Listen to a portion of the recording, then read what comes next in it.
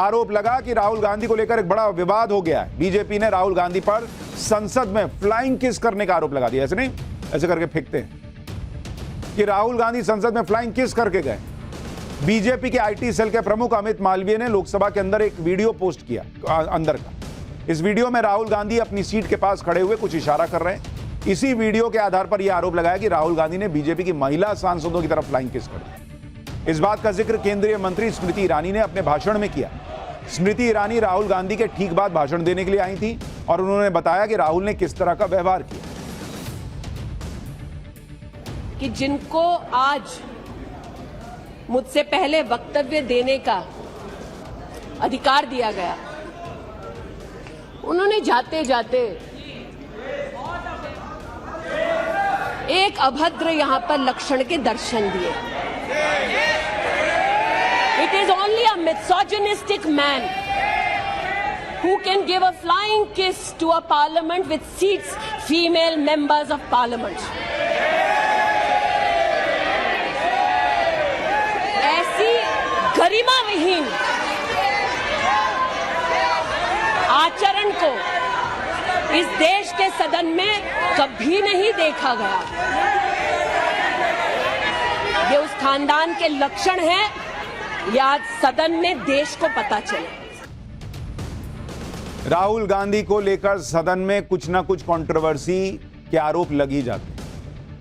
कभी वो आंख मार देते हैं, कभी उठकर पीएम को गले लगाने चले जाते हैं और आज उन पर फ्लाइंग किस करने का आरोप लग गया। और इसकी शिकायत भी स्पीकर से की गई। बीजेपी की 22 महिला सांसदों ने लोकसभा स्पीकर से लिखित शिकायत की और राहुल गांधी के खिलाफ एक्शन लेने की मांग की। शिकायत में आरोप लगाया गया कि जब स्मृति ईरानी भाषण दे रही थी तब राहुल गांधी ने स्मृति ईरानी की तरफ अभद्र इशारा किया।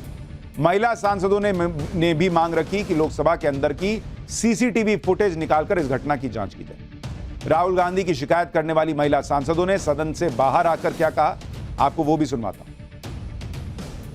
पहली बार ऐसे हो रही है, एक मेंबर पार्लियामेंट का अंदर किसी महिला के सामने फ्लाइंग किस दे रहे हैं। ये क्या बिहेवियर है, क्या नेता है वो। उनकी बातें जब उन्होंने खत्म करी, सरकार के प्रति अविश्वास दिखाया और जब स्मृति ईरानी जी ने बोलना शुरू किया, उसी समय उनको लग रहा था कि उन्होंने बाजी मार ली है और विनिंग विक्ट्री के साथ में बाहर निकलते निकलते उन्होंने जो फ्लाइंग किस का जो एक एक्ट किया, हमने कभी नहीं देखा। कभी पार्लियामेंट के अंदर आंख मारते हैं, कभी ऐसा अभद्र व्यवहार करते हैं। जो हम महिला सांसद, जो महिला और हमारी भारत की संस्कृति हम अगर बात करें तो हमारे व्यवहार आचरण में ये बात कभी नहीं आती। हालांकि राहुल गांधी से जुड़े इस विवाद का जो वीडियो वायरल हुआ, कहा जा रहा है कि वो वीडियो तब का नहीं है जब राहुल गांधी फ्लाइंग किस करते हुए लोकसभा से निकले, क्योंकि इस वीडियो में राहुल गांधी स्पीकर से कुछ कहते हुए और कुछ इशारा करते हुए दिखे। इस वीडियो से ये क्लियर नहीं होता कि राहुल गांधी फ्लाइंग किस कर रहे हैं या नहीं, लेकिन जिस फ्लाइंग किस की बातें हो रही हैं उसके बारे में सदन में मौजूद दूसरे लोग और सदन की गैलरी में मौजूद पत्रकारों ने भी बताया कि जब राहुल गांधी सदन से निकल रहे थे तब सत्ता पक्ष की तरफ से शोर किया गया। इस शोर को सुनकर राहुल गांधी पीछे मुड़े और फ्लाइंग किस किया और फिर सदन से चले गए। यानी ये बात सही है कि सदन में राहुल गांधी ने फ्लाइंग किस किया है और ये बात उद्धव ठाकरे की शिवसेना की सांसद प्रियंका चतुर्वेदी ने भी मानी, जो वहां पर मौजूद थी। हमारे संवाददाता पुलकित से बातचीत में प्रियंका चतुर्वेदी ने कहा कि राहुल गांधी ने तो स्नेह के तौर पर यह किया, मतलब स्नेह के तौर पर फ्लाइंग किस दिया, और इसमें किसी को दिक्कत क्यों हो रही? विजिटर्स गैलरी में थी, हमने देखा as a gesture of when he was leaving, उन्होंने as a gesture of affection किया और कुछ नहीं किया। उन्होंने क्या ये कहा कि सिर्फ महिलाओं को दे रहा हूँ, ये क्या बात हुई? उनको किस बात का दुख हो रहा है? जस्ट अ जेन्युइन जेस्चर उन्होंने किया। जैसे कहा मोहब्बत की दुकान है, आप लोग को नफरत से आदत हो गई है कि मोहब्बत एक्सेप्ट नहीं कर पाते। देखिए ये न्यू इंडिया है और नए भारत में यंग जनरेशन भी है, उनको इसमें कोई आपत्ति नहीं लगती है। जिनको नफरत की आदत हो चुकी है उनको प्यार मोहब्बत से दिक्कत जरूर होती। अब प्रियंका चतुर्वेदी जिस तरह की बातें रख दें कि यंग इंडिया है, अरे ये तो मोहब्बत की दुकान है इसलिए फ्लाइंग किस दे दिया, मतलब जो 10 तरह के तर्क दे रही हैं, लेकिन वो ये मान तो रही है कि भैया फ्लाइंग किस हुआ है। राहुल गांधी ने सदन में जो किया वो कौन सी भावना से किया ये तो वही जानते होंगे, लेकिन उन्होंने फ्लाइंग किस किया, यह बात वहां मौजूद लोग बता रहे हैं। कांग्रेस भी इस बात से इनकार नहीं कर रही, लेकिन इस पर कोई जवाब नहीं दे रही और यह कह रही कि यह सब मुद्दे से भटकाने के लिए किया जा रहा है। कांग्रेस की प्रवक्ता सुप्रिया श्रीनेत ने राहुल गांधी पर लगे आरोपों का जवाब इस भाषा में दिया जो अभद्रता ही कही जाएगी। सुनिए सुप्रिया श्रीनेत को। ईरानी ये भूल जाती है कि ये टेलीविजन चैनल नहीं है, ये भारत का सदन है। आपकी नौटंकी का अखाड़ा नहीं है। अपनी बेकार की एक्टिंग और झूठा आक्रोश बंद कर दीजिए। मणिपुर पर बात हो रही है, हर वक्त मुद्दे से बरगलाने की, मुद्दे से भटकाने की कोशिश बंद कर दीजिए। दम है तो मणिपुर पर बात करिए। स्मृति ईरानी अपनी बेकार की बातें बंद करें। 78 दिन तक जो बोल नहीं पाया उसको कोई नैतिक अधिकार नहीं है सदन में बोलने का। स्मृति ईरानी एक औरत के नाम पर भी धब्बा है, मंत्री होने के नाम पर तो धब्बा है ही। ये एक महिला की भाषा है।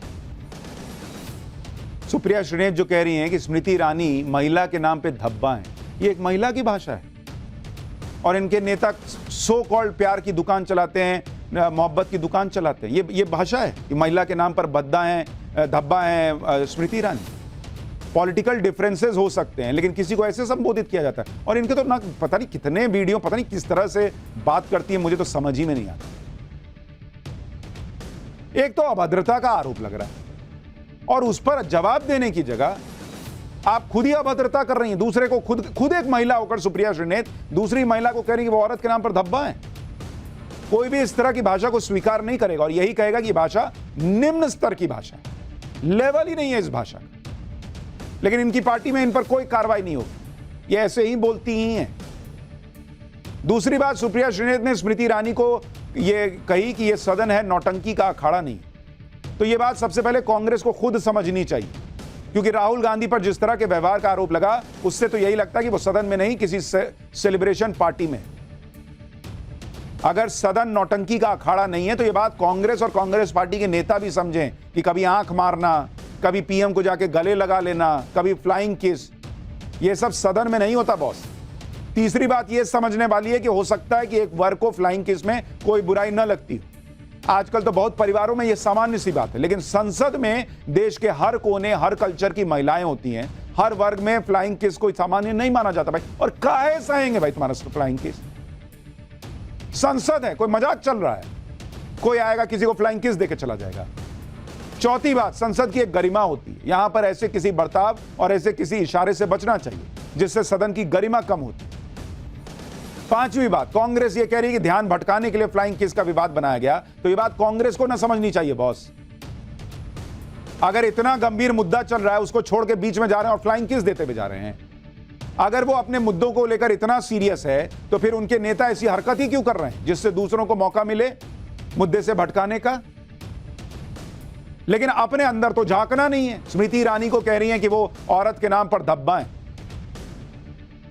क्या छोड़िए, बेकारी बोलते हैं इनके बारे में। राहुल गांधी पर ऐसे आरोप पहली बार लगे होते तो भी समझ आता कि चलो ये पहली गलती।